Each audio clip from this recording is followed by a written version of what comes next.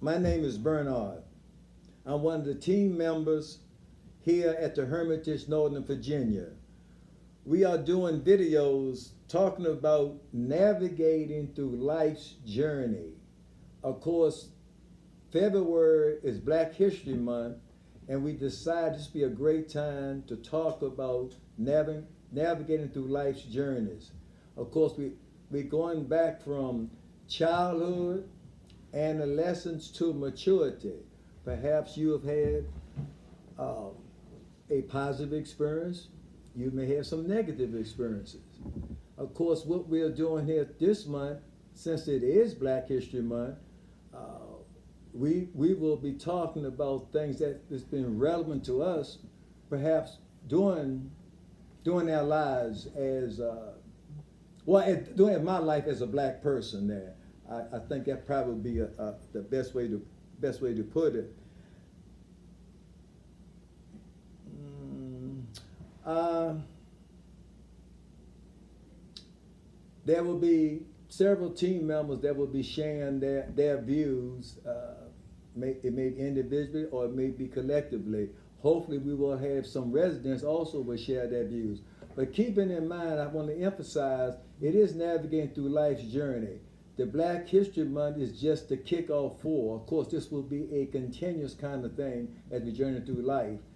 I, of course, would like to talk about two experiences that I have encountered, which has allowed me to be one I'm at today. It certainly required courage and patience.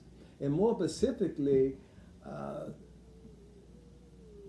as we have gone through gone through last year with the pandemic, and of course we know what happened in terms of the Black Lives Matter movement. Well, I can specifically speak to that because certainly I have experienced the kind of brutality or harassment from police officers, without a doubt. And one of my most devastating experiences was back 57, 58 years ago. I was working at Sears and Roebuck. Not just Sears here in Landmark was now closed. It was a Sears and Roebuck, of course, on Wilson Boulevard during that time. Well, of course, working there, I was working there because I was waiting hope to get a job in the government. Of course, we as blacks were not afforded the opportunity in terms of jobs as other cultures or primarily white folks during that time.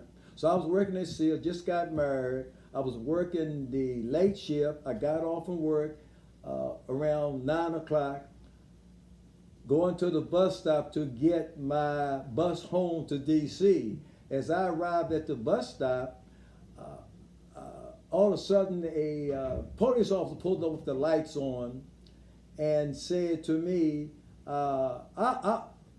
he used very derogatory language. I would say the N word, where are you going? And of course, I did respond back probably negative to him. He indicated that there had been a robbery in the area. So I said, well, gee, I'm just getting old. I said, matter of fact, we can go right back to the store here, and we have an Alton County police detective who does security. He can verify. He said, no, so and so, you're getting in my car now. I said, absolutely, I'm not. He's about 6'4", big man. So I said, well, I guess I'm gonna have to fight. But keep in mind, in those days, when a police officer approached you, they didn't put handcuffs on you. You sat in the front seat as you was escorted back then. So I was on Wilson Boulevard. I also knew for a fact that the Alton County Jail, was at the end of Wilson Boulevard, no doubt about it. So I made a decision. I said, here's what I will do. I'm gonna get in the car and I'm gonna ride. But if he makes any kind of direction going another way, I'm going to jump out the car and take a chance on my life that way. And that's how fearful it was. In terms of not physically scared of the police officer, just physically scared of the situation there. Well, we got to the police department. We walked to the booking room, And then we get to his commanding officer, and he said, "Why are you bringing this man here? He doesn't fit the description of the robbery. Matter of fact, it's not a Negro, it's a white man." And at that time, I was livid. I was upset. I expressed my concerns to harassment. I filed a complaint. It was duly noted. The commanding officer, of course, was very compassionate. I said, "Now, I have missed my bus." It's not like the metro system now.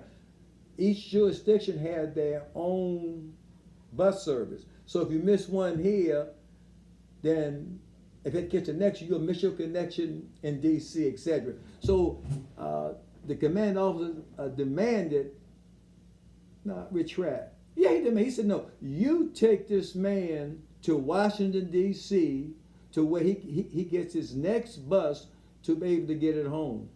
And that was actually done. That officer, I won't call this now, I'll never forget his name, but that was the most horrific experience then. It certainly took courage and my patience. So we talk about Black Lives Matter and what is that? Oh yeah, police officers have always been that way. I could give numerous stories of that. However, I won't. Now, I'm going to share a positive in that vein. In around 1965, 66, I was appointed community organized specialist for the city of Alexandria under the United Planning Organization, which was a part of the federal government program to go into communities to develop housing, education, job opportunities for Black Americans. So in the community, of course, knowing that Alexandria, of course, my hometown, which is my hometown, we didn't have a Black police officer. There was not Black police officers, maybe in D.C. That may have been the only area that actually had Black police officers at that time. But during that time, of course, there was a lot of things going on in terms of police harassing, shooting Black men, Black people. So I mean, that's nothing new.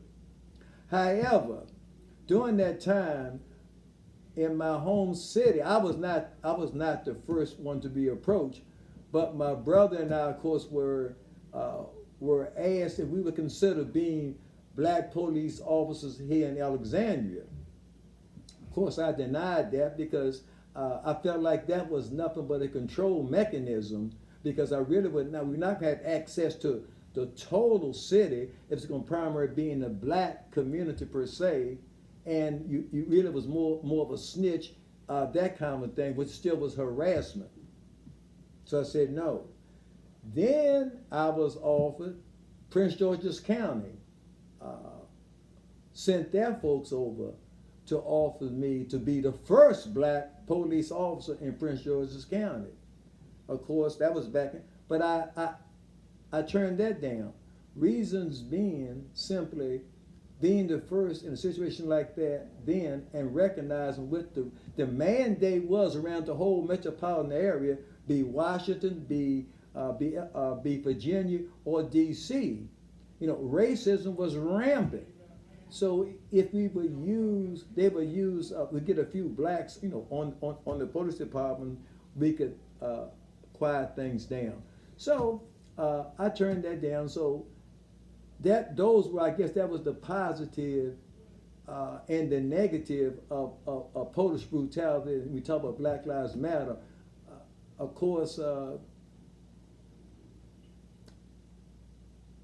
I truly could give a lot more examples, not only in that area, but in the total area there. So as I conclude, I would just share this, and as other staff members would come, they would share their views, their situations. As again, we're talking about from childhood to adolescence to maturity. The reason why I'm speaking today, because I utilize my patience, my maturity to why I'm here to speak today, because I never thought that I would have this opportunity to speak, and it was because of what has transpired here in the last year. So I would encourage you, if you would like to come, make a video or share something, please do. It is navigating through life's journey. I thank you for your time. I will say to you, love and peace. What do you think?